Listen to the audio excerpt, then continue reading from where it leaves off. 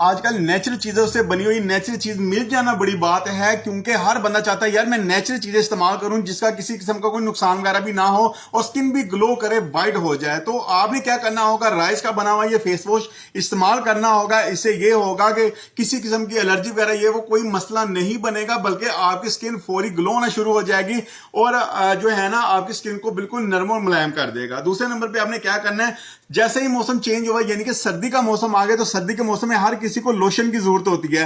तो राइस का बना हुआ ये लोशन है, लोशन आप अपनी मुकम्मल बॉडी पे भी यूज कर सकते हैं, अपने हाथों पांव पे भी यूज कर सकते हैं। इसका ये फायदा है कि ये व्हाइटनिंग का काम भी करता है और लोशन का काम यानी कि आपके हाथ और पांव सॉफ्ट भी करता है। ये बहुत ही अच्छा लोशन है, चावलों से बना हुआ है, इसका काम भी बहुत अच्छा है। और इसी तरह मेरे पास 2-in-1 क्रीम भी है, यानी कि हाथ और पांव के लिए मेरे पास क्रीम है और इसका बहुत अच्छा काम है। मैं आपको बताता चलूं कि ये दो तरह के काम करती है। एक तो ये आप